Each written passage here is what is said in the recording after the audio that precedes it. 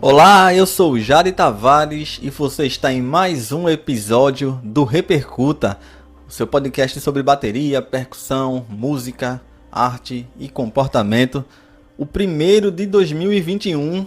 E aí pessoal, como é que foi a virada de ano de vocês? Espero que bem, espero que todo mundo tenha se cuidado. A gente espera que 2021 seja um ano bem melhor do que 2020 e logo podendo tá todo mundo junto fisicamente dessa vez. E olha, para 2021 a gente tem bastante novidades aqui no Repercuta. Temos já vários episódios gravados. Esse fim de ano foi bom para dar uma descansada, mas também foi muito bom para retomar a produção e não perder ritmo, né? Que é uma das coisas que eu mais prezo aqui no Repercuta. Quero pedir a você que tem acompanhado aqui, tem escutado os episódios, se você ainda não segue a nossa página no Instagram, te convido a fazer parte do nosso grupo lá também, o repercuta.pod. Repercuta.pod, facinho de achar, você vai ver logo a logo lá. E a gente também posta conteúdos exclusivos para o Instagram.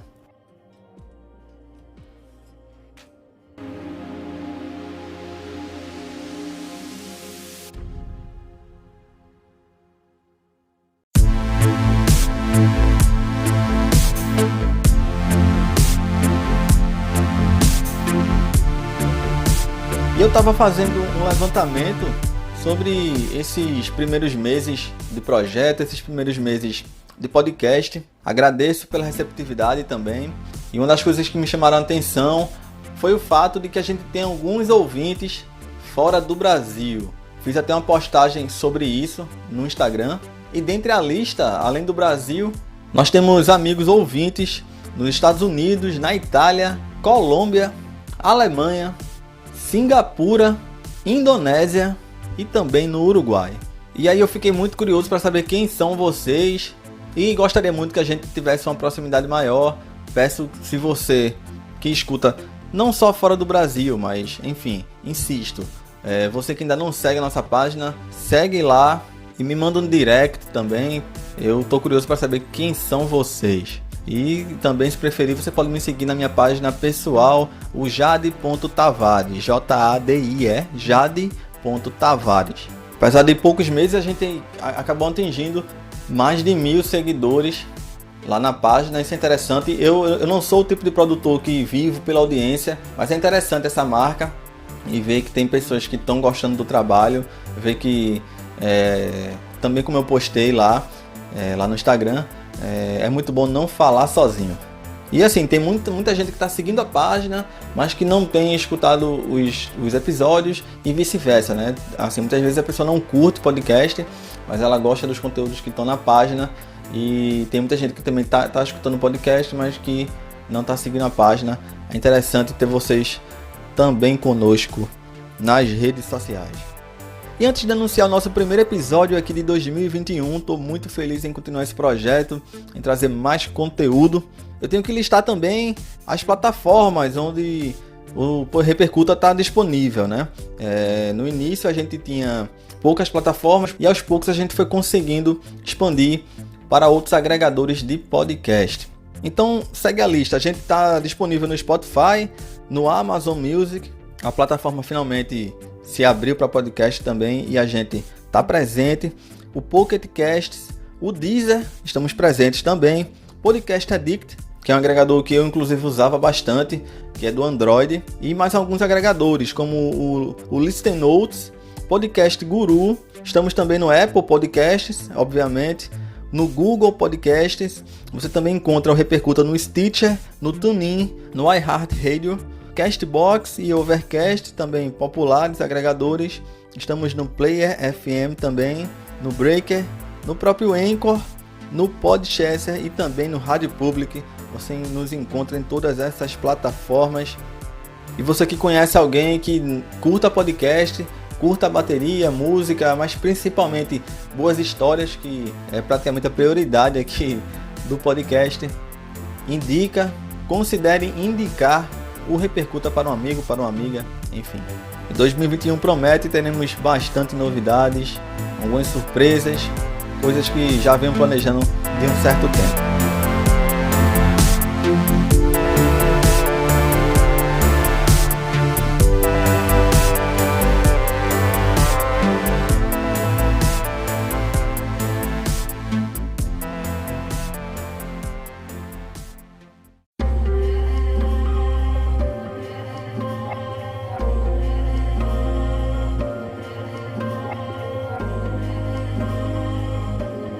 E a gente vai agora para o primeiro episódio de 2021 aqui no Repercuta. Temos uma entrevista com o baterista Gui Amaral. Ele que é mineiro, mas agora reside em São Paulo já faz um tempo. A gente trocou uma ideia sobre a carreira dele, as bandas por onde passou. O Gui que tem 31 anos e toca desde os 13 anos. E no currículo ele tem trabalhos com grandes nomes da música brasileira, como Paulo Neto, Rafael Castro, Léo Cavalcante, e também tocou em bandas como Cara de Pau, Tigre Dente de Sabre, Rádio 7, e também colaborou com o projeto do Edgar Escandurra, O Pequeno Cidadão. Também foi baterista na trilha sonora da peça teatral As Criadas, 2 discos e um DVD com o artista Uirá França, e também toca com a artista Lia Paris. O Gui também falou sobre a turnê que fez pela Europa, falou lá do início também da sua carreira, os primeiros estudos, passando até as dificuldades, os desafios, as decisões que ele tomou durante sua carreira musical. Ele compartilha bastante dessa trajetória dele aqui conosco no Repercuta. Então é isso, eu te convido para pegar o teu fone e vamos junto para mais um episódio do Repercuta. E antes de iniciar, só queria passar uma pequena observação. É que infelizmente a gente teve um probleminha técnico no áudio dos primeiros 5 minutos de episódio. E logo ele é restabelecido e a gente segue da melhor forma para a totalidade do episódio.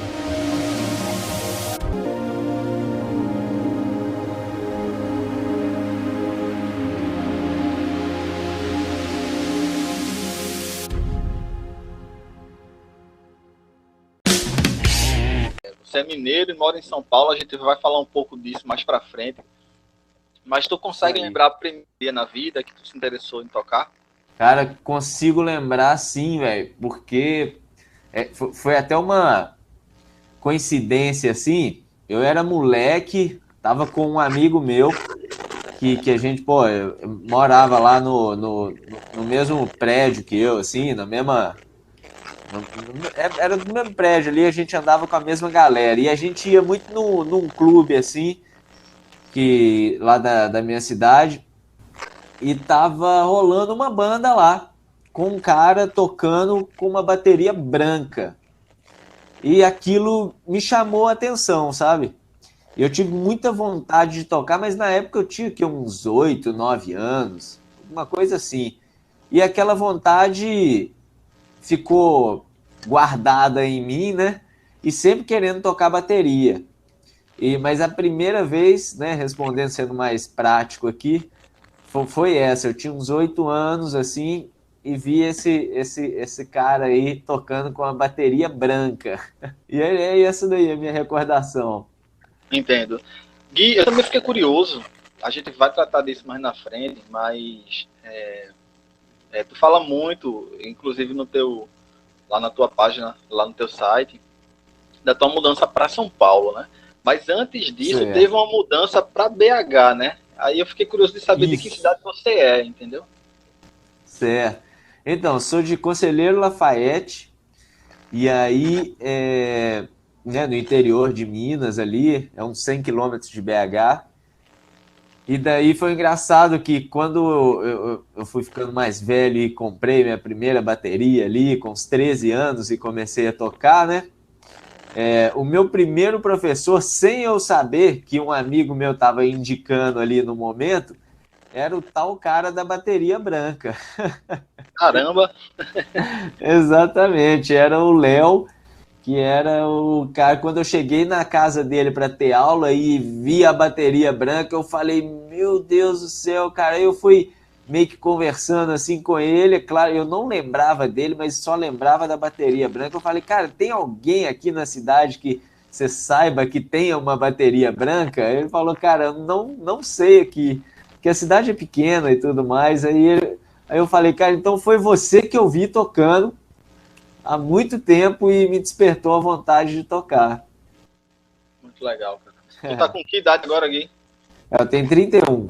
É o inverso aí, os 13 só mudou a posição. Tem a mesma idade que eu. Eu vou fazer 32 ano que vem. Então. Ah, show.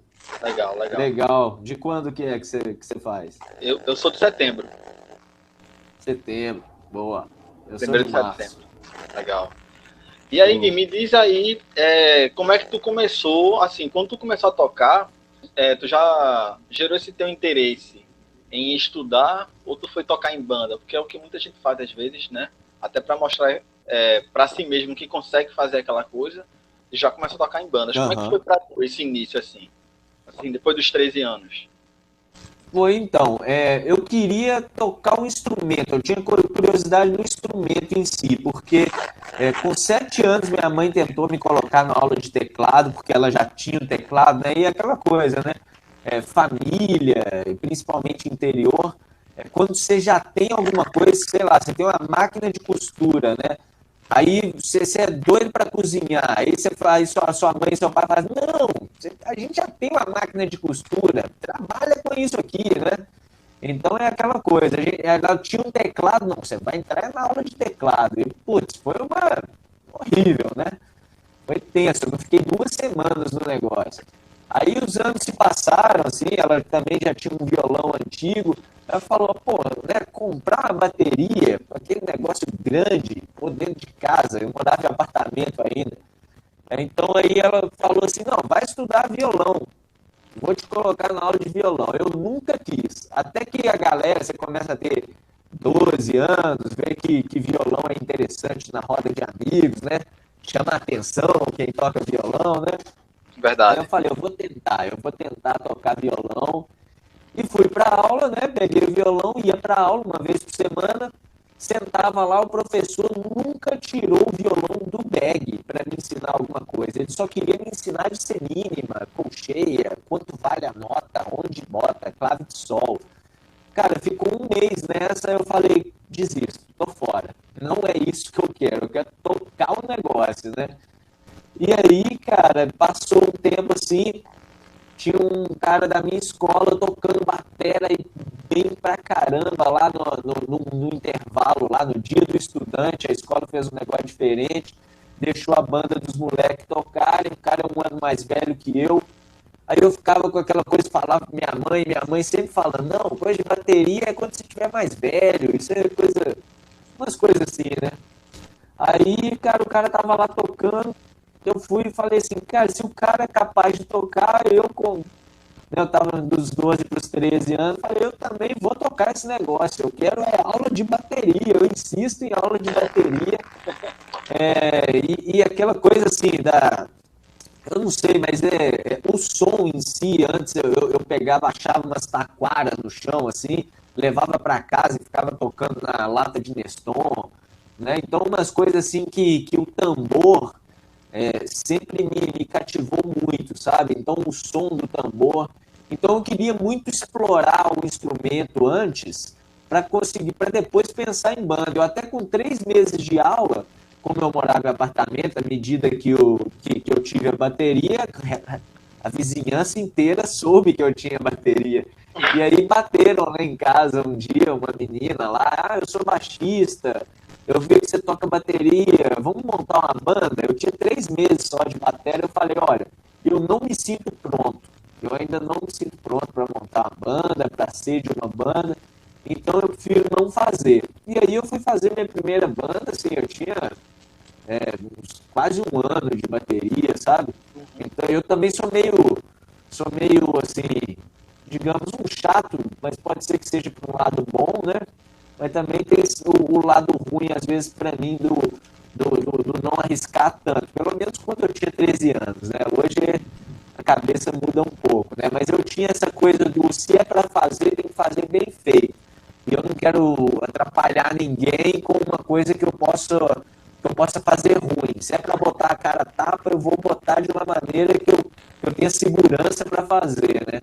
Então eu montei a banda depois que eu me senti pronto a tocar. Não foi assim, né? Muitas vezes, às vezes, o cara é guitarrista e começa a arriscar ali uns toques na bateria e começa já com uma banda, Isso. né? Então eu entendi seu ponto de vista, mas o meu não, o meu foi bem o instrumento para a banda do que a banda para o instrumento. E nessa de montar a banda, tirar a música, você vai ganhando muita experiência. Eu sou muito assim, né, do lance de Cara, quando eu tirava a bateria de uma música, era para tirar o mais próximo possível. Então isso foi muito uma aula para mim, né? Eu tava ganhando experiência de alguma forma sem saber, porque eu tava ficando pronto sozinho, né? Então era para tirar a música, o meu ouvido ficou de uma maneira muito, muito boa, até de conseguir tirar músicas, entender os detalhes do que é para ser feito, porque eu tava fazendo tudo ralando, tudo na raça. E aí eu tinha gravado disco com a banda lá, né, agora com uns 17 anos, tinha gravado disco com a banda que a gente tinha já, de música autoral e tudo mais. E aí eu não queria fazer vestibular para nada e não sabia o que fazer da minha vida depois do terceiro ano do ensino médio. Porque eu fui o único do terceiro ano a não fazer vestibular na minha escola. E foi até uma novidade, eu acho, que para a escola também isso. Porque eu falei, eu não vou tentar alguma coisa que eu não sei o que quero. Então eu prefiro não tentar, né? Não tem dessa de, vou tentar vestibular para ver como é, né? Então, nisso eu estava lá folheando as páginas do jornal da minha cidade, só para ver foto de se tem alguém conhecido, né? Bem coisa de interior mesmo. Aí... Você quer ver que se tem alguém conhecido na página lá. Aí tô folheando lá e vejo a foto do Milton Nascimento. Aí eu falei, vai ter show do Milton por aqui. Só que aí o título era assim, inscrições para a Universidade de Música Popular abertas. Falei, opa, que negócio doido. E aí faltava, acho que 4 dias para acabar as inscrições. E aí eu falei, cara, é isso aqui que eu preciso. E aí fui lá, inscrevi e fiz a prova, né? Tem uma prova para passar e tudo mais, porque a escola é gratuita, então tem muitos candidatos. E uma coisa que me deixou com muito medo, o meu professor, né, o que tinha dado a aula para mim naquele tempo, né, quando eu tinha 13 anos, ele tinha tentado a prova lá e não tinha passado. Caramba. Então pensa na cabeça do cara que o cara era referência na cidade, já tocava há anos e não passou nessa prova, né? Aí, cara, eu tremia para fazer esse negócio. E aí chegou lá, deu tudo certo, passei na prova e fui estudar com a batera do Milton Nascimento mesmo, na Bituca, né? Que a Bituca é o apelido do Milton, né? Então a escola foi criada em homenagem a ele.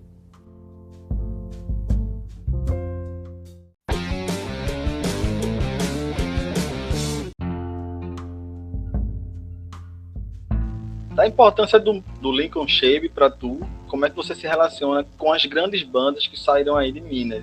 As grandes bandas da esquina, o próprio Milton, quais são as influências desses artistas no teu modo de tocar, enfim, no teu repertório? Pô, engraçado isso, porque desde os 13 anos, quando eu comecei a tocar, o meu irmão tinha me mostrado um disco de uma banda que chama Tia Anastácia, não sei nem se ainda existe.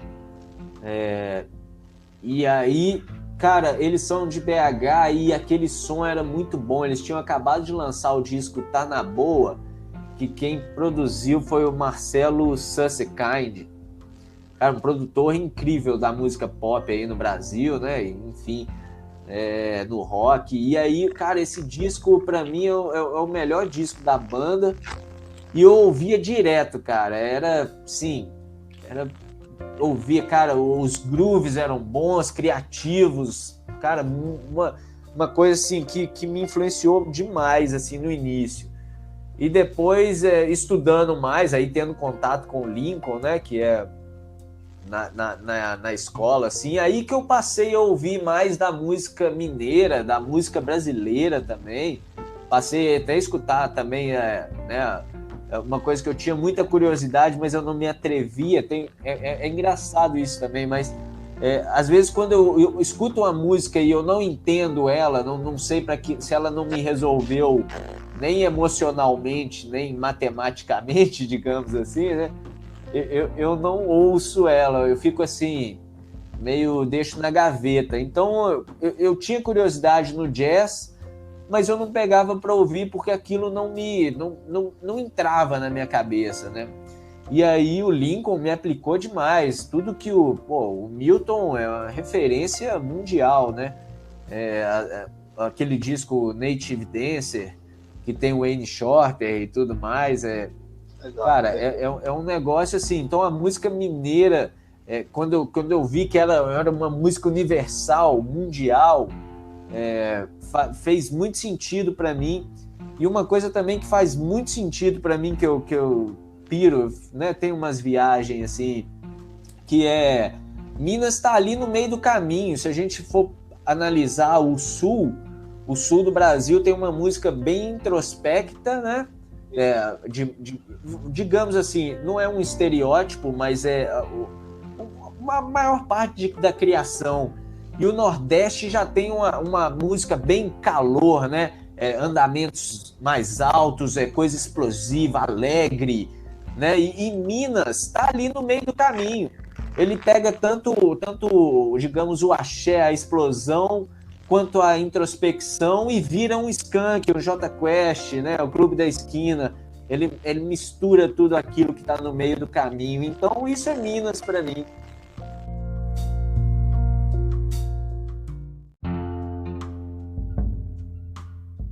A próxima pergunta agora, Gui, é para tratar da tua chegada em São Paulo em 2011, né? Conta como é que Isso.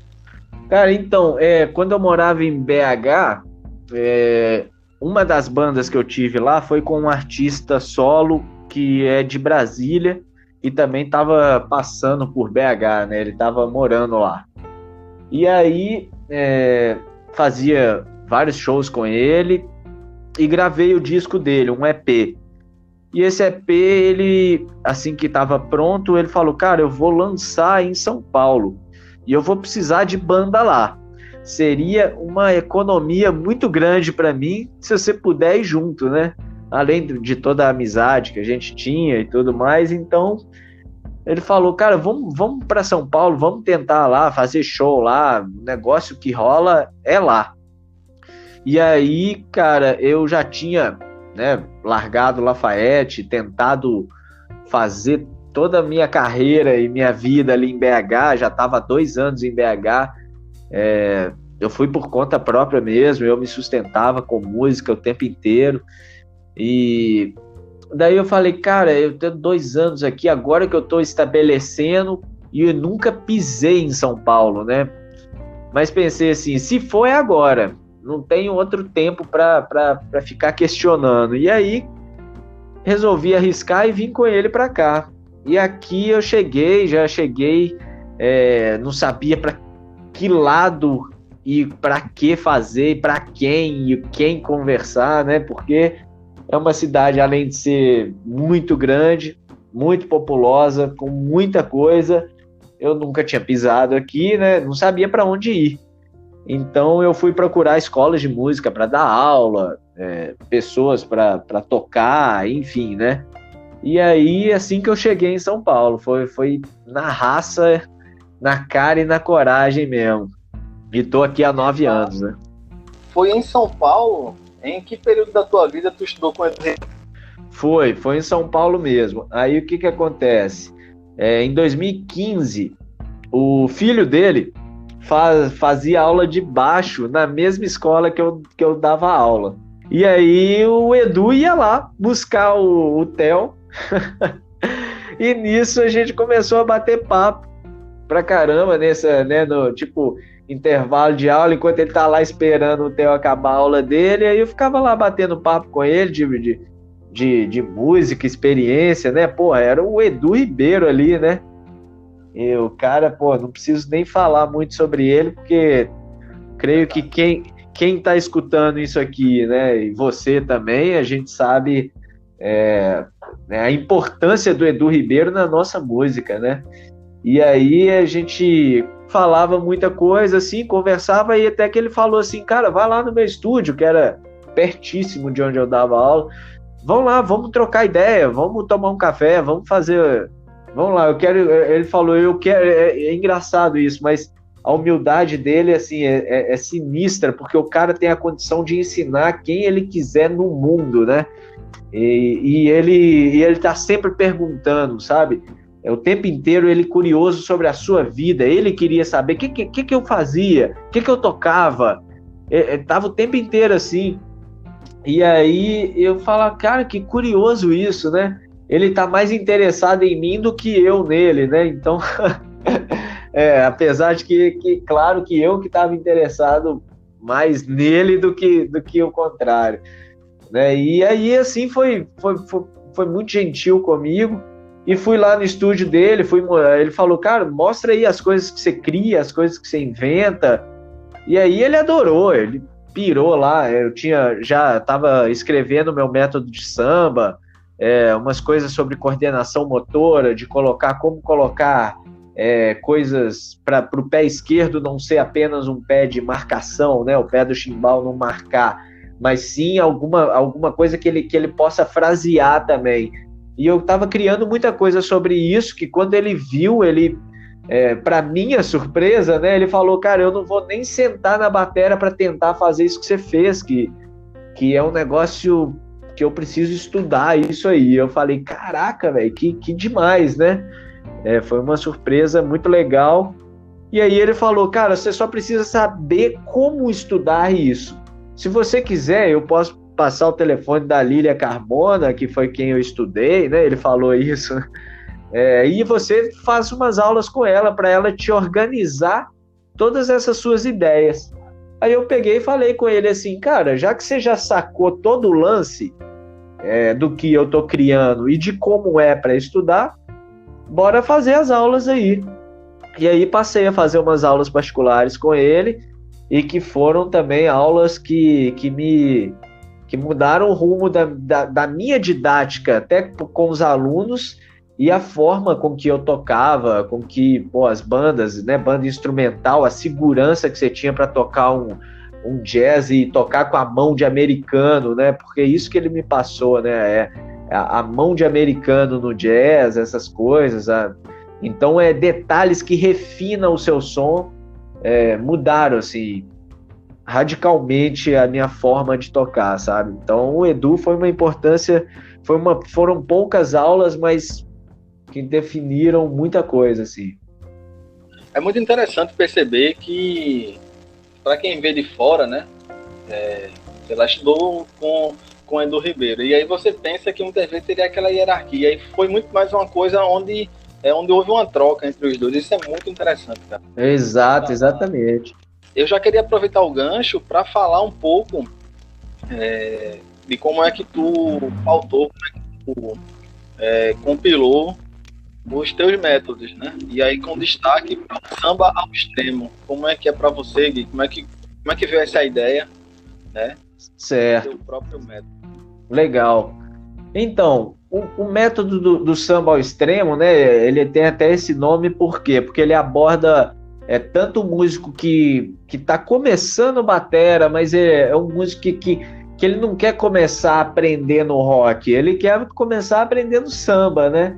Então, os primeiros passos, o beabá para tocar as primeiras coordenações motoras, tem nesse método. E uma parte muito avançada que envolve isso do pé esquerdo frasear também, né? Então, o batera avançado também vai encontrar material para ele estudar dentro desse método. Ele tem, se for combinar as possibilidades dele, tem mais de 800 exercícios nele, né? Então, escrita em 6 partes. E aí, eu notei uma falta desse material no mercado, porque eu tinha uns alunos, tinha uma aluna já que era intermediária, assim, e ela foi na Free Note, que é uma loja especializada em métodos de música aqui em São Paulo, e ela falou que foi lá procurar um método de samba, porque ela queria tocar samba. E aí o cara lá, o atendente, mostrou para ela 3 métodos e ela levou um deles. Aí ela falou, mas isso aqui é muito difícil, tá? Tem muita coisa elaborada. E ela classificou lá e pegou o mais simples dos 3.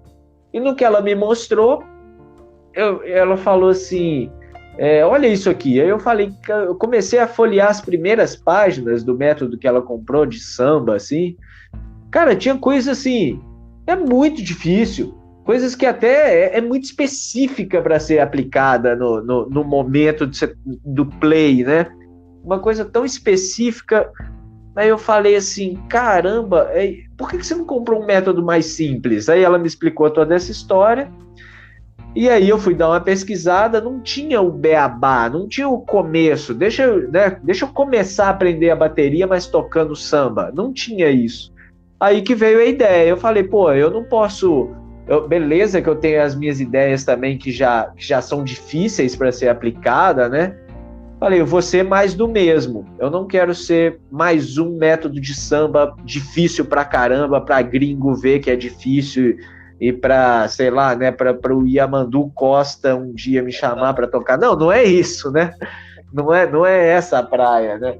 Eu quero ensinar, eu quero cobrir o que a didática precisa. Então eu escrevi lá desde o início os exercícios, inclusive para quem é professor e não quer, né, às vezes acaba desgastando uma parte mental e de tempo para escrever exercícios para alunos, tem todas as possibilidades de aro ali para colocar na semicolcheias, já está tudo prontinha para passar para o aluno que é iniciante, o aluno que quer começar a aprender samba. Então, para quem dá aula, também é muito bom esse método para se guiar e ter como passar para frente, né? E assim, o que tu falou agora também me fez lembrar o que tu falou no começo da nossa conversa, que eu vejo isso aplicado, inclusive, que você tenta simplificar ao máximo a coisa e que assim consegue identificar os vários tipos de músicos ali, né? Porque tem um cara que quer ser profissional e tem um cara que quer aprender a tocar ali, para trocar com alguns amigos, enfim.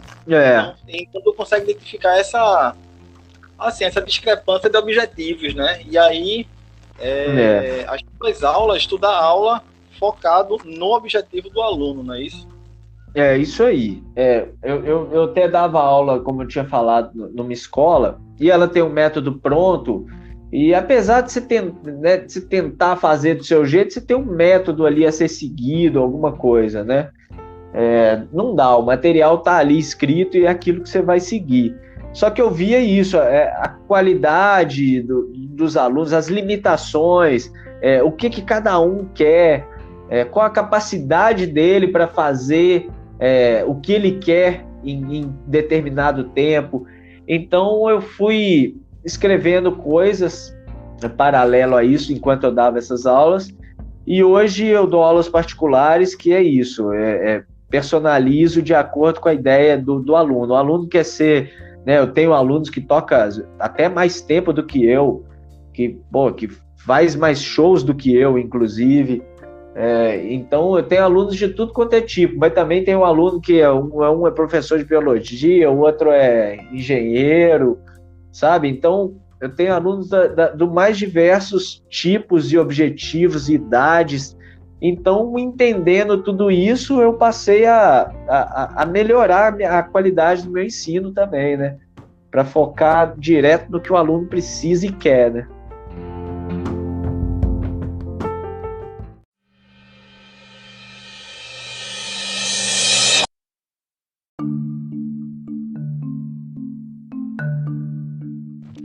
Usar, o que tu usa quando tu tá com banda, quando tu tá acompanhando algum artista, se você puder dar essa geral. Cara, então, essa eu acho que é a pergunta mais engraçada, talvez, porque essa daí eu não sei responder exatamente, porque o que acontece? Eu acredito, o nosso instrumento tem uma coisa que é muito bonita, que cada coisa é adaptável. Não é igual o braço de violão, que o Mi vai ser a corda solta.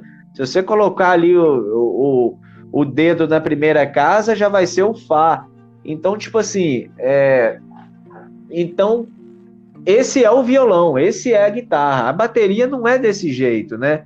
E conforme você toca com alguém, você vai precisar de determinada coisa, igual eu via nas revistas, aí falava exatamente essa pergunta sua aí, mostrava no final, né? Lá o kit do Steve Gadd, o kit do batera né? Enfim, você via lá o kit do cara, não é? o kit do batera. Eu não, é tipo assim, com a Ila é um jeito, é um kit. Com a Lia Paris, por exemplo, eu fiz a turnê na Europa com ela, que eu usei o SPD e um pedal de bumbo. Era só o SPD SX e o pedal de bumbo, acabou. Só isso. Caramba. Não tinha mais nada, sabe? Então, por exemplo, aí com a própria Lia Paris, a gente fez o lançamento do disco dela no Ibirapuera, aí já era o SPD com pedal de bumbo e tinha um bumbo, caixa, chimbal, um tom surdo, ride e, enfim, os pratos, né, ali, e um prato de ataque. Beleza, acabou. Aí eu vou fazer bar, vou tocar a maioria dos bares que eu toco e eventos particulares, eu levo bumbo, caixa, chimbal e o ride, só. Sabe? Então isso, não sei se você quer saber se é sobre as marcas ou os modelos do que eu uso, mas cada, né, assim, kit é de acordo com qual é o som que eu vou fazer, com quem que eu preciso tocar, né? Se for baile, aí eu coloco até mais um tom ali, vira um tom 2 e o surdo, né? É porque a minha curiosidade era essa mesmo. Porque vendo teu currículo e tal, e tua trajetória, eu vi que tu tocou com muita gente de estilo diferente e também tu dá aula em vários estilos. Assim, vários ritmos, né? Eu fiquei curioso de saber isso mesmo, sabe? E aí, também aproveito para te perguntar dos ritmos que tu transita. Tu tem algum que tu tenha mais facilidade, ou menos facilidade, ou que tu acredita que tem uma hierarquia nesse sentido? Cara, pra mim, velho, eu gosto, é estranho falar isso, mas a música boa é uma coisa relativa, né? Mas quando a música me conquista, eu gosto. Então eu não ligo para isso do estilo, não. Igual hoje eu tava aqui tocando para pensar nos próximos vídeos, né? Eu toquei 2 músicas de samba que, porra, eu fico muito satisfeito de tocar samba. Eu acabei de postar no YouTube aí uma música tocando o Babado Novo, o axé, né? Que também amo tocar axé, amo mesmo. Até se alguém conseguir indicar para banda de axé, para tocar axé, puta, isso me deixa muito feliz. Eu tinha uma banda só de axé, até que foi essa banda que me deu grana para eu conseguir mudar para BH, né? Me deu assim, né? Trabalhei nessa banda para conseguir mudar para BH. Então eu tocava axé em Minas, no interior, era todo fim de semana. Lá o axé comia solto e era, sei lá, 4 horas de som. Era 45 músicas, pau quebrando. E todo fim de semana. Então o axé é uma coisa que eu gosto muito, sabe? Mas, por incrível que pareça, o que mais me sustentou foi o rock e o pop. Né? E também toquei banda de música eletrônica, que é o Tigre Dente Sabre. É uma banda muito legal, com os grooves muito massa mesmo. Quem ouvir aí no Spotify, o Tigre Dente Sabre, vai ouvir as bateras lá gravadas de forma eletrônica, mas no show a batera é acústica, e 2 caras só, baixo e batera, as programações rolando, cara, é uma energia inigualável, sabe? Então, eu transito nisso, em diversas, a música sendo boa, vamos que vamos. Para quem está ouvindo esse episódio do Repercuta, o Gui Amaral já tocou em programas como Bem-Estar, Cultura Livre, o Estúdio Show Livre também, e Play TV, né, Gui? Isso aí. Com artistas como Léo Cavalcante, Paulo Neto, Rafael Castro, a própria Tigre Dente de Sabre, Rádio 7, Drux e por aí vai, Banda Cara de Pau, o Ira França. O que é que tu pode compartilhar com a gente dessa experiência com esses artistas? Sim. Também o próprio Pequeno Cidadão, o projeto do Edgar Escandurra. Com cada uma é de um jeito, né? Cada um é uma galera, é um modo, é uma brincadeira, é diferente. Às vezes você tá em cima do palco, cara, e não é a música, não é você chegar e fazer seu trampo e me dar o seu cachê e vai embora, né? Com cada uma dessas bandas aí tem muita história de amizade, risada, é o café da manhã no hotel, o modo que conversa, é um detalhe que uma pessoa fala que você nunca mais esquece na sua vida, aí você fala, pô, Ainda bem, em qualquer mesa de escritório que eu estivesse trabalhando para alguém, eu não teria esse papo com alguém, né?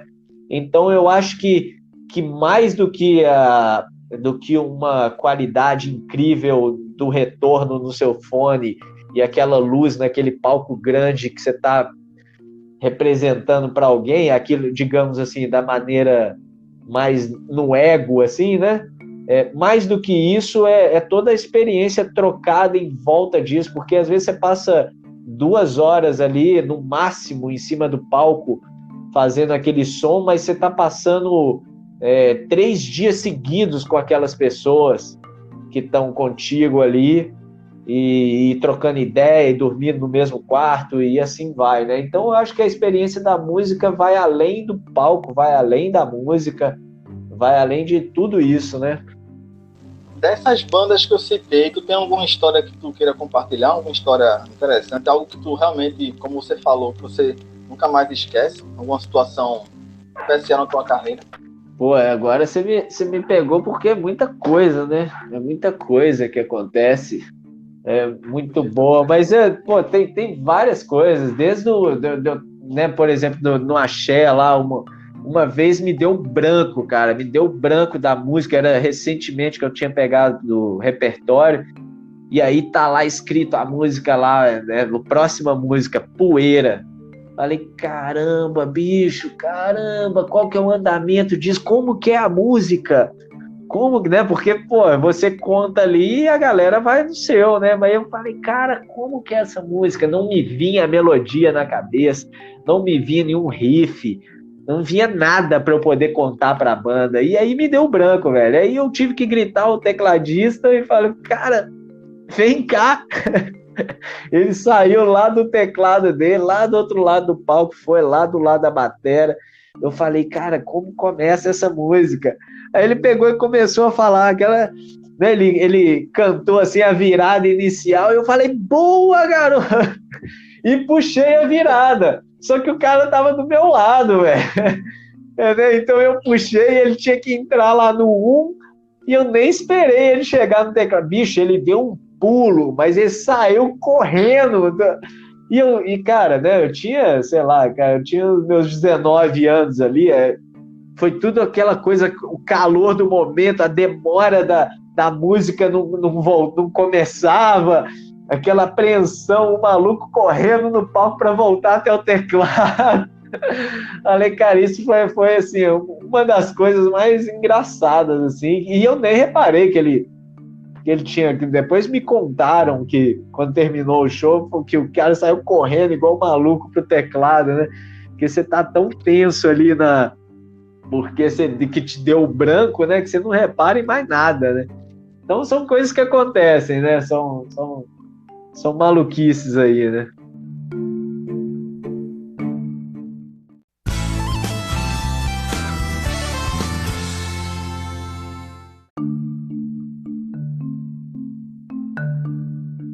Sobre a tua colaboração com o projeto do Edgar Escandurra.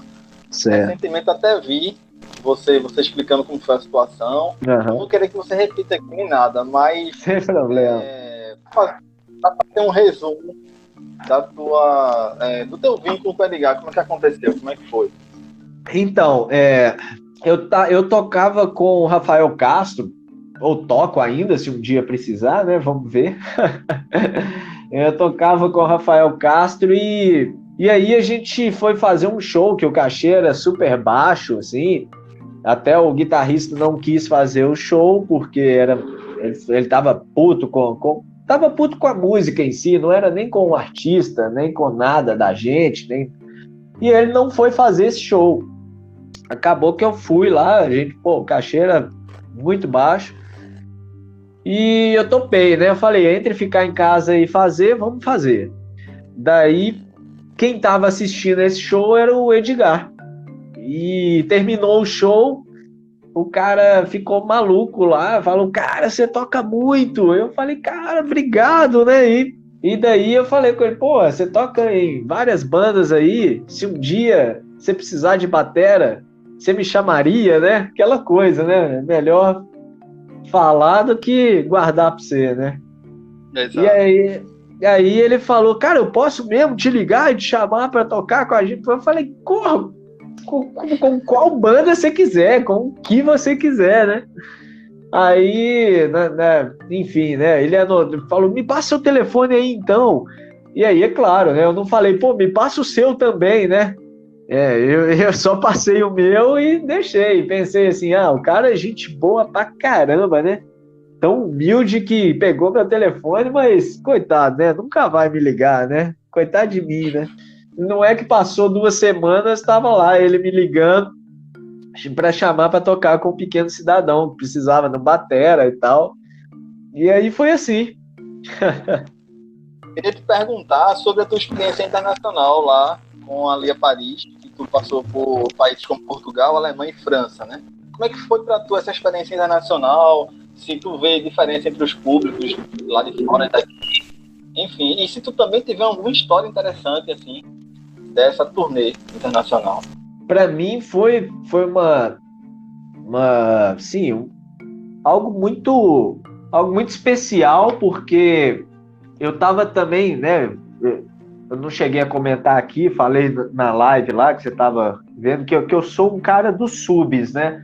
O Pequeno Cidadão aí eu faço sub, né? Quem é o batera é o Antônio Pinto, que é o filho do Ziraldo, né? É o próprio menino maluquinho. E aí eu fazia muito sub, e um dos subs que eu fazia, que também o Tigre Dente Sabre, eu faço sub lá. E quem é o batera da Lia na época, né? Quem era o batera da Lia era o próprio batera do Tigre Dente Sabre.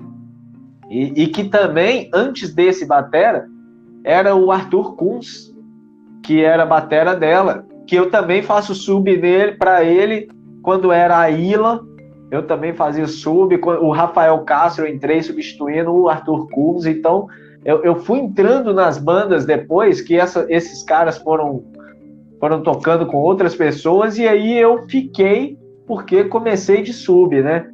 Então a viagem para a Europa foi de sub, eu tava de sub do batera lá, e para mim foi uma surpresa muito boa, porque, pô, ir para a Europa, né, tocar lá e tudo mais.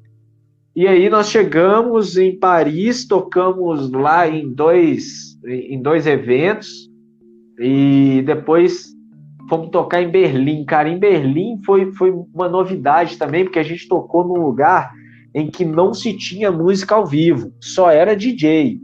A galera sempre foi nesse lugar para ouvir música eletrônica e DJ. E aí a galera veio falar com a gente depois que, tipo, pô, a gente representou muito bem, porque cativou a galera num espaço onde ninguém vê show e todo mundo parou para assistir o show. Então tem essa coisa do se é novidade, eu vou parar para ver. Eu achei isso também muito interessante.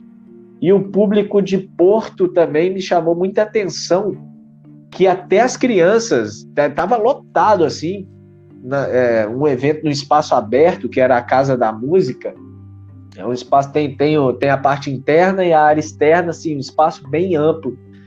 E todo mundo assim, ó, calado, prestando atenção. Foi até meio estranho, porque a gente tava tocando uma energia tanto pra galera dançar, assim, sabe? Tinha gente em pé, gente sentada, mas todo mundo em silêncio absoluto.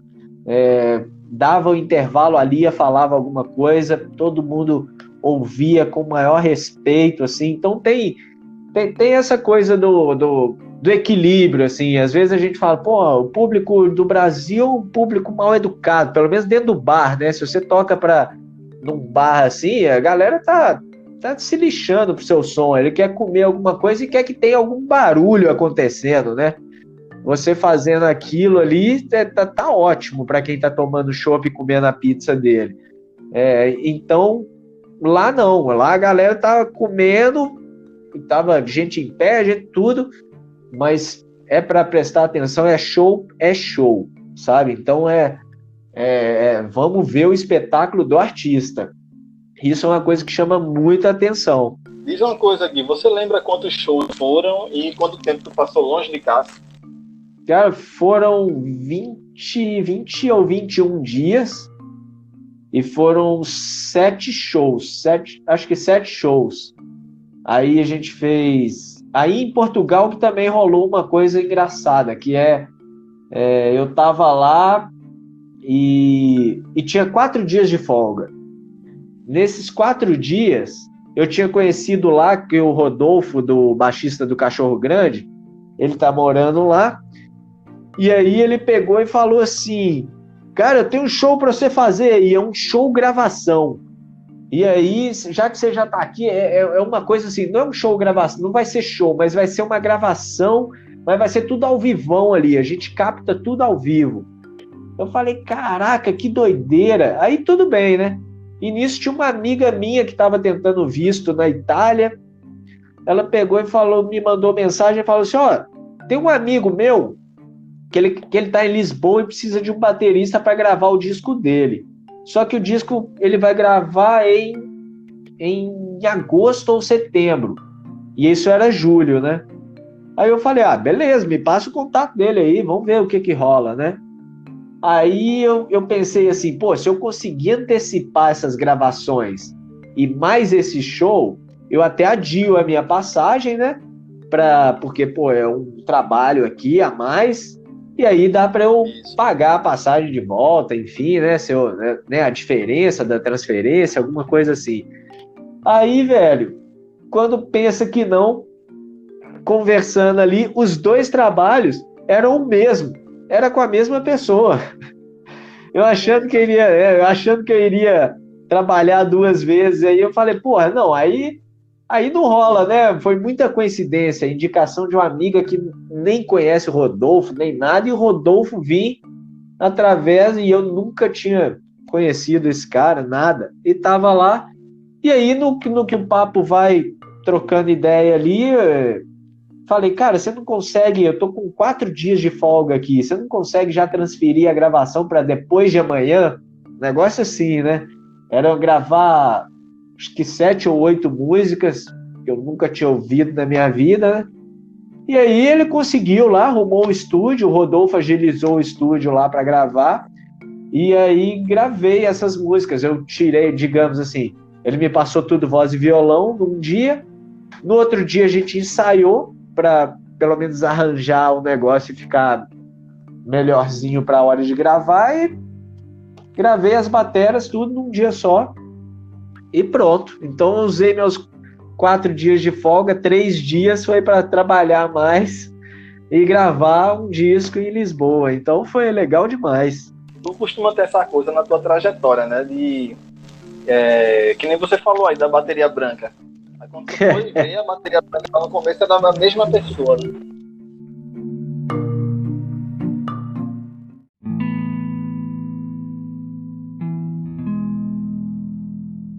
Tu passou por algum problema, alguma situação, enfim, do artista lá, que você foi substituir o baterista e uma contestação, uma coisa do tipo?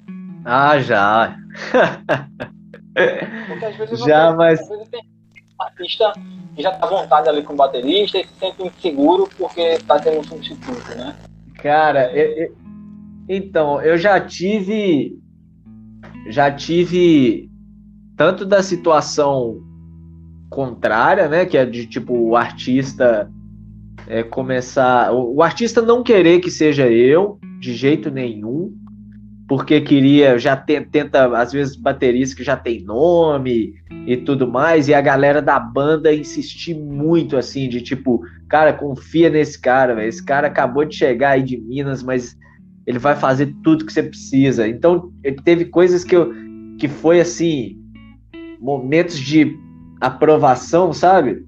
Que eu precisava, e à medida que eu entrava esse artista, isso não rolou uma vez só não, rolou algumas vezes, e aí o artista virar e querer ficar comigo para sempre, tá ligado? De tipo, porque, cara, querendo ou não, o que eu faço de básico, que eu acho que é obrigação, acaba sendo negativo para outros lados, né? E às vezes o Brasil a gente se acomoda com essas coisas. Para ensaiar, pô, eu sou baterista, infelizmente foi o caminho que eu escolhi. Demora para montar prato, demora para ajeitar o tom, o surdo, a altura da caixa. Então, se demora, eu tenho que chegar lá 20 minutos antes para o ensaio começar na hora, sacou? Então, eu sou desse jeito, né? Esse foi o instrumento que eu escolhi. Se fosse só gaita, né? Então, chega lá na hora e pronto, chegou na hora. Você não precisa chegar 20 minutos antes, mas você é batera. O batera tem que ter essa consciência de que, né, é trabalho, né? Quer encarar como trabalho, mas você ensaia ali, tem sua banda, é seus brother, e tá tudo em paz, todo mundo concorda com o atraso, tá ótimo, tudo bem, né? Não tem problema nenhum. Então, o que eu falo da minha maneira profissional, né? Então, essas coisas que cativaram as pessoas sobre horário, chegar com a música tirada, eu nunca dei trabalho para artista nenhum para falar assim, cara, vamos escutar a música aqui no ensaio agora para ver se isso que você fez é isso mesmo? Não, nunca deixei o artista em dúvida. Chegou lá, é isso, é para tocar do jeito que você quer que toque, então vou tocar do jeito que você quer que toque, né? Então essas coisas, depois de muita aprovação para chegar até lá, e no momento que eu chego, eu faço o meu lance. Só que também isso, aí causa também um ciúme às vezes de quem me colocou lá como sub, porque aí a pessoa encanta e viu, opa, agora eu coloquei o meu trabalho em risco, né?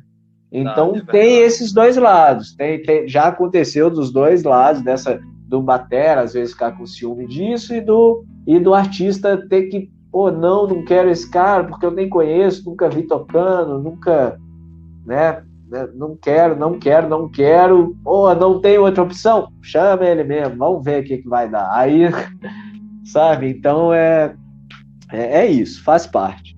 E como é que foi para tu participar da gravação da bateria, né? Do especial de Natal do Porta dos Fundos 2020? Como é que foi essa experiência para você?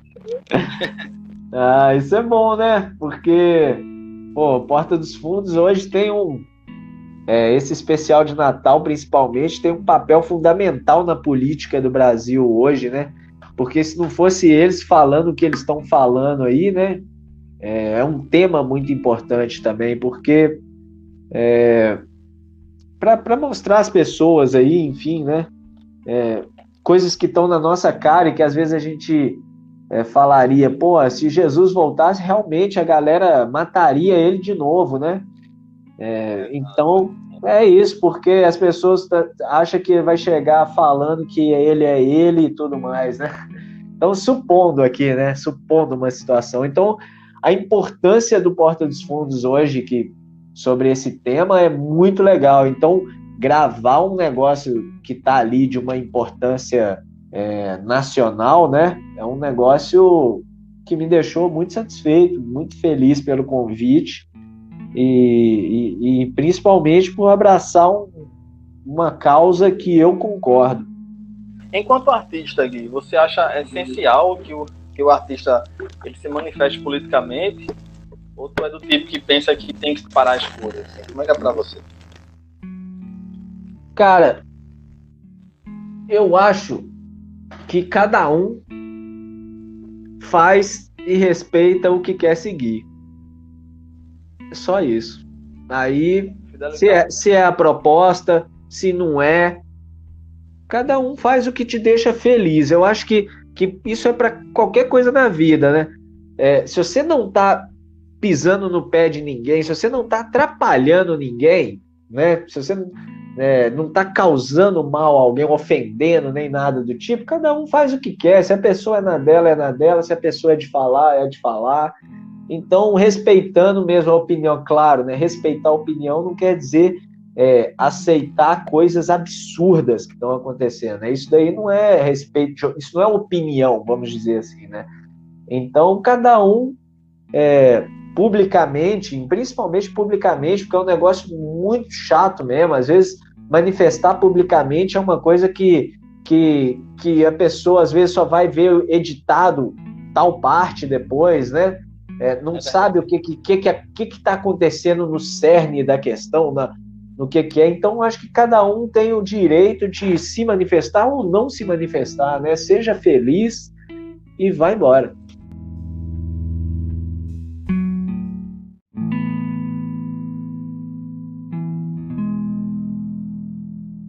E para a questão de redes sociais, a gente sabe que assim, costumo repetir isso aqui com os episódios, sabe? A velocidade das coisas faz com que muitas vezes, na mesma medida em que você está produzindo, você está estudando, você já tem que expor.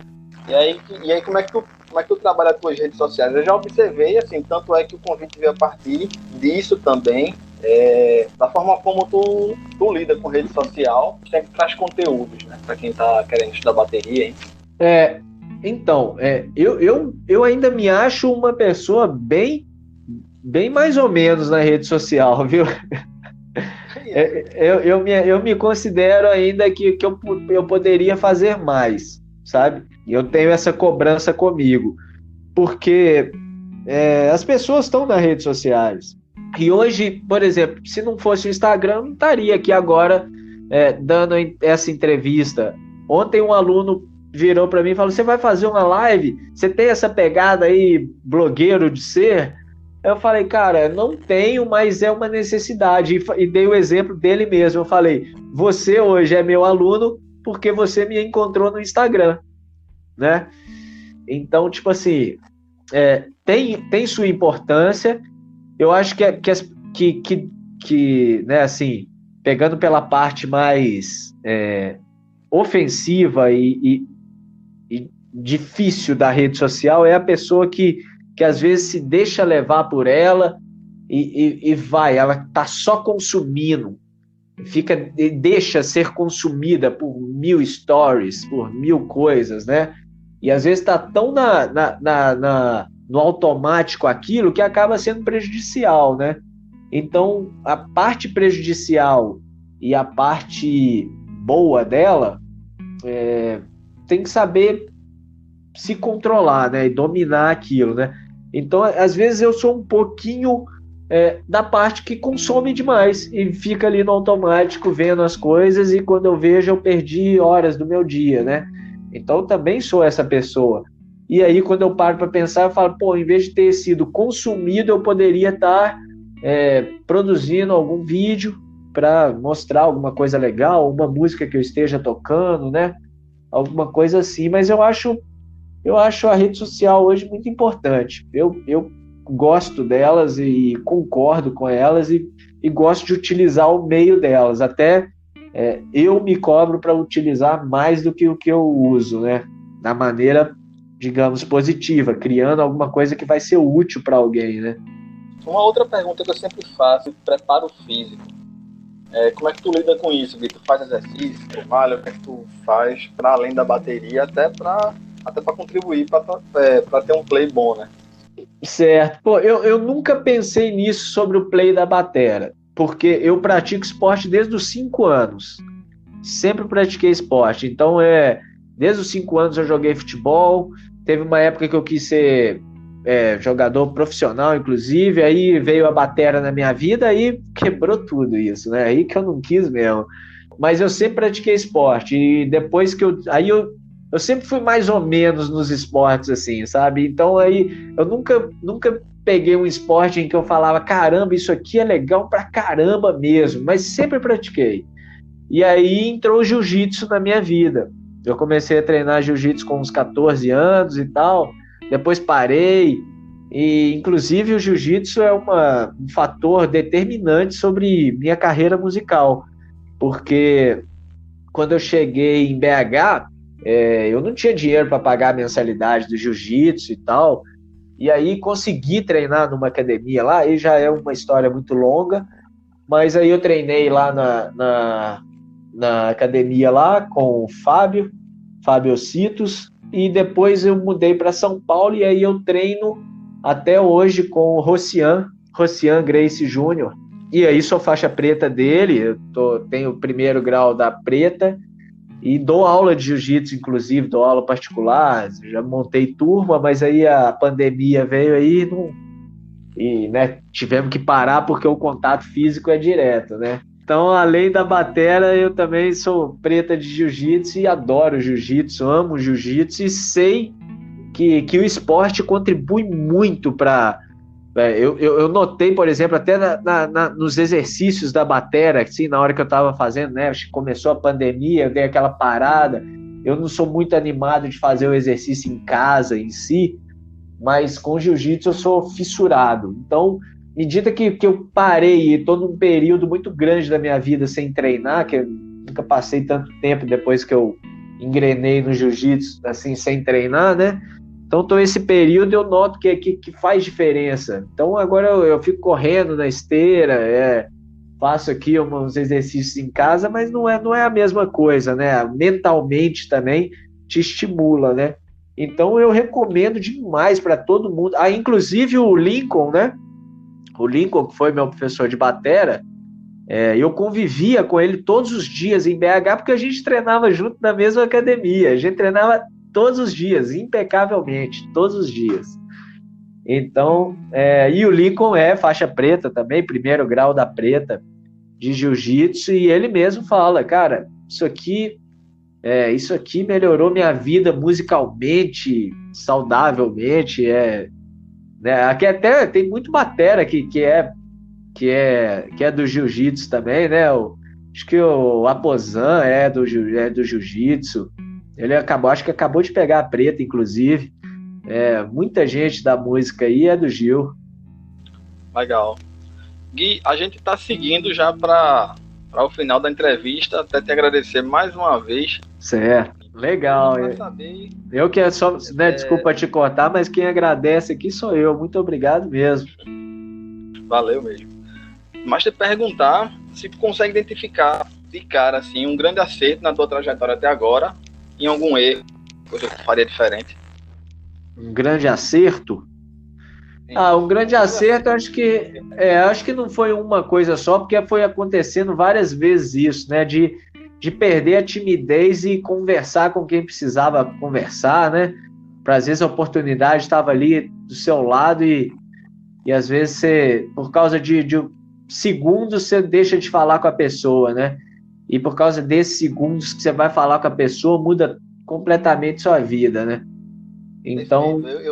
Eu te perguntei isso porque eu me identifico com essa coisa da timidez também, sabe? Você é tímido? Eu me considero, sabe? Eu acho que eu não sou tanto, mas poderia... Eu tô também nessa aí, de você não deixar a oportunidade passar, às vezes ali, a pessoa tá ali do lado e não... Uhum. Mas isso é uma coisa a ser praticada, é igual o Papamama e Toque Simples. Se você pratica, você vai perdendo aquilo, né? Então é isso aí.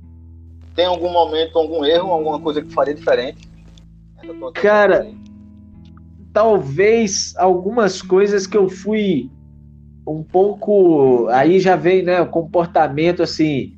Como eu sou essa pessoa também super disciplinada com horário, com tirar a música e tudo mais, às vezes eu batia de frente com gente que tá ali numa banda há mais tempo, sabe? Então, tipo assim, teve um momento da minha vida que eu fui substituir um cara porque ele que gravou o disco e todos da banda eram que tinham gravado o disco, chegou para ensaiar os primeiros ensaios, os caras não lembravam os arranjos que eles tinham gravado, mas eu sabia tudo que acontecia. Então, se eu pensava assim, se eu faço isso, todo mundo que gravou tem que fazer, e não tá rendendo o ensaio por conta disso. Então, às vezes, eu falava de uma maneira muito assertiva, assim, e às vezes podia soar um pouco ruim, né, da maneira com que eu falava, porque, eu tô ali fazendo meu trabalho, né, aquela coisa assim, e por que vocês não fizeram o seu? É claro que eu não perguntava isso, mas o tom de voz que eu falava, então, um negócio assim, muito... Eu era muito, como dizer, impulsivo mesmo, né? Não pensava para falar, então não respirava, sabe? Então, talvez umas coisas desse modo, se eu tivesse um pouquinho mais de tranquilidade e entendesse o outro lado, né? Que fui com o tempo entendendo essas coisas, hoje isso me ajuda mais a olhar por que ele pensa daquela forma, por que ele trabalha daquela forma, por que um vai tirar uma música, ele demora 3 meses e o outro demora 3 dias, né? Então, cada um no seu tempo, se a proposta é aquela, é isso, respeitar, entender.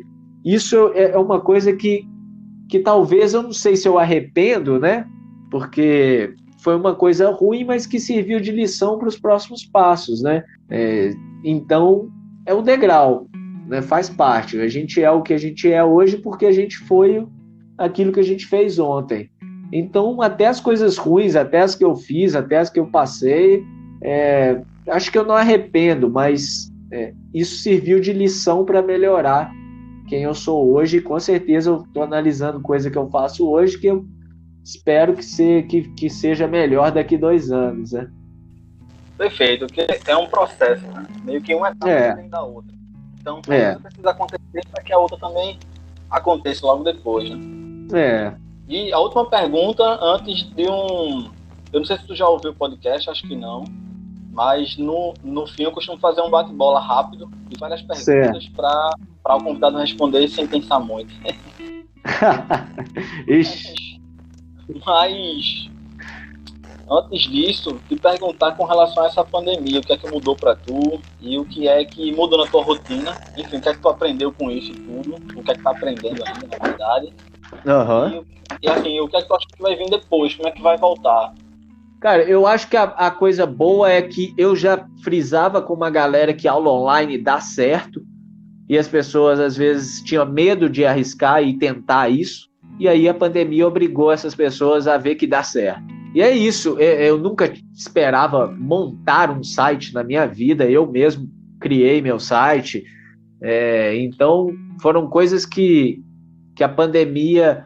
terminar o método, escrever mais métodos ainda, eu tenho mais um de Baião, que tem mais de 800 exercícios também, tem outro de Ijexá, vou escrever agora um de sertanejo, enfim, todas essas coisas me deram tempo e habilidade para dominar software de partitura, né, e escrever tudo isso. Então, pandemia foi boa nesse sentido, né, para analisar as possibilidades, horizontes que existiam, mas que estava atrasado, né? Por exemplo, a aula online funcionava, mas as pessoas não confiavam nela, né?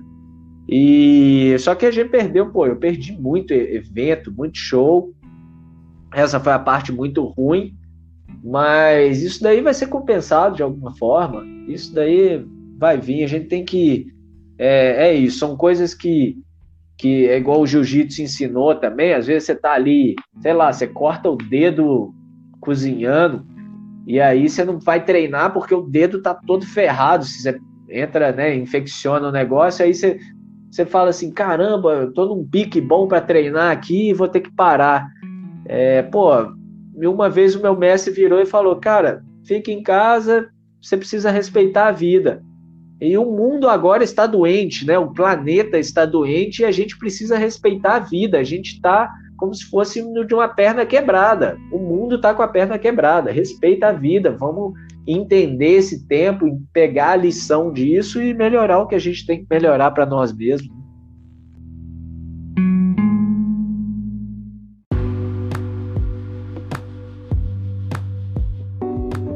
Cara, bateria eletrônica... Até desculpa a propaganda, é até um apelo para Roland aí, porque eu não sou patrocinado, não, já tentei até falar isso com eles, porque o que eu indico de batera Roland, por quê, cara? Batera Roland não é uma simulação de bateria, é uma bateria, sacou? É a diferença. Os outros, qualquer outro, inclusive a Yamaha, simula uma bateria. A bateria Roland é uma bateria eletrônica, não é um simulador. E questão de timbre, sensibilidade, duração, eu tenho a minha desde 2013, uma TD11. Cara, eu já desci a lenha nesse negócio, só ver aí meu vídeo tocando axé aí, que a pancada é boa. Tá aqui, cara, do mesmo jeito, cara. Os pratos estão com a mesma coisa, não tá nem liso a parte que é ondulada. Tá tudo, cara, tudo no esquema. Não tem nada quebrado, tem... É isso, bateria é Roland.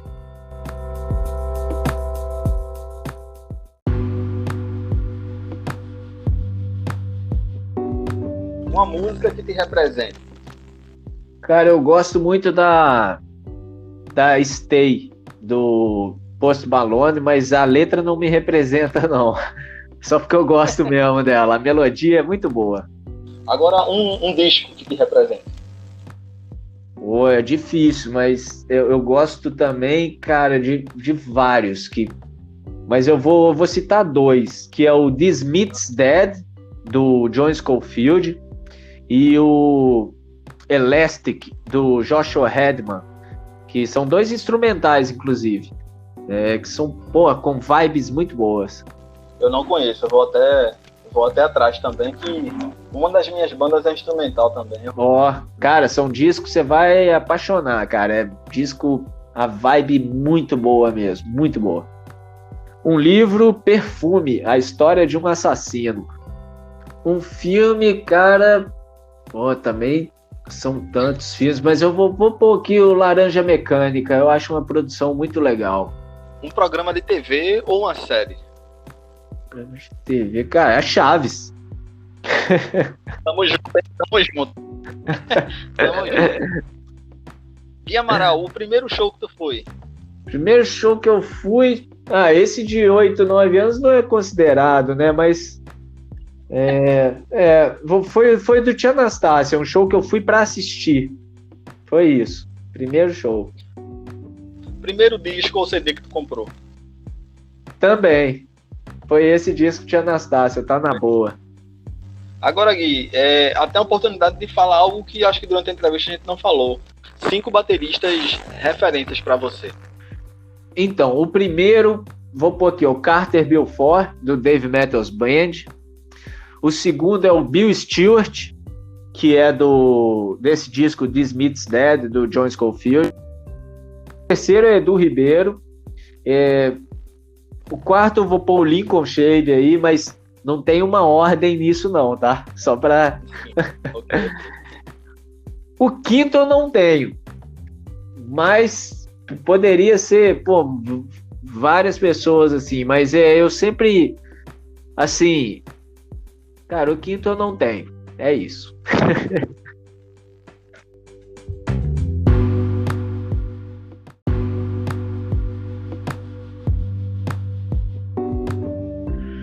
O superestimado tem.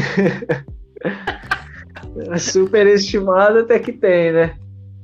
Deve ter, tem alguns, né? Assim, é engraçado, mas pô, às vezes as pessoas estão na mídia aí, mas cara, enfim, são histórias que a gente acaba conhecendo nos bastidores aí, que é a tristeza, né? Mas superestimado, pô, a maioria da mídia brasileira aí, eu não vou citar nome, mas é assim. Quando tu vê algum baterista tocando, qual é a primeira coisa que tu observa, assim? O que é que tu mais observa? Cara, eu tinha... antes eu observava muito técnica. Se o cara é bom, se é tecnicamente, se pô, faz tudo ali, tempo, essas coisas, né? Mas depois eu passei a analisar mais a musicalidade da pessoa. E a musicalidade, assim, é uma coisa que é bem mais difícil de ser construída, né? Porque às vezes a pessoa tem aquilo. Então, hoje eu analiso mais a musicalidade. Se o som que o cara tira me encanta de olho fechado, sem olhar o que o cara tá fazendo. Um momento que tu tenha se sentido realizado. Realizado é a viagem pra Europa, com certeza. Cita um baterista que tu gostaria de fazer uma jam. Nenhum não. Eu não quero fazer jam com baterista, não.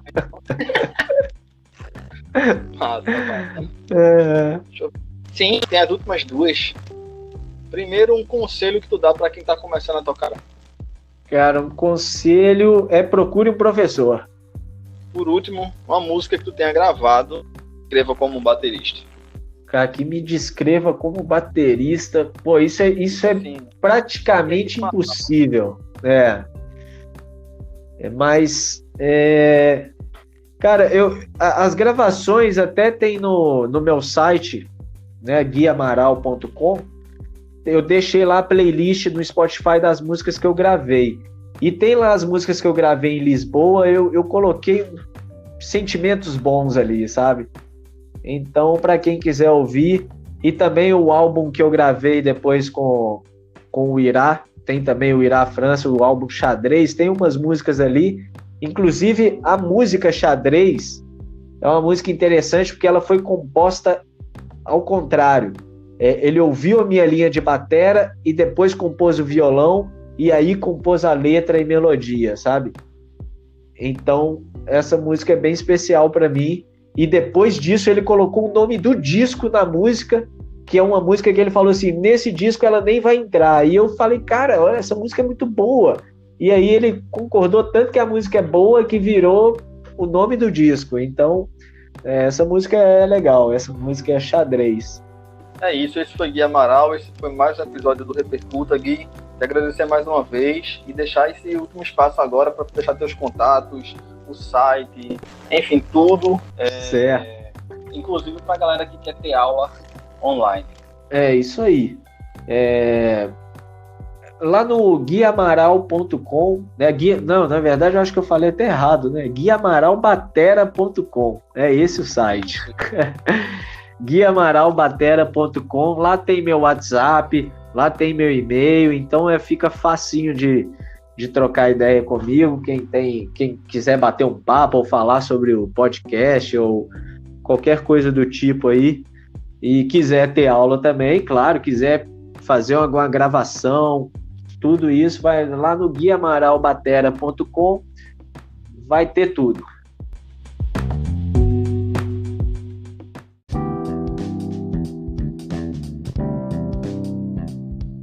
Pô, foi um prazer mesmo. Eu te agradeço mesmo pelo convite, de ter acompanhado aí o meu trabalho aí e ter chamado, pô. Eu que tenho que agradecer mesmo. Valeu demais. Espero mesmo que esse canal seu repercuta para muitas pessoas, não só por causa do meu podcast, nem por isso.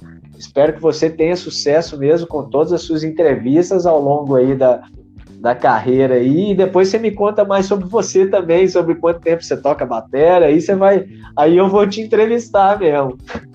Massa, você conversa mais. Beleza. Valeu demais. A gente se fala aí, abração. Valeu.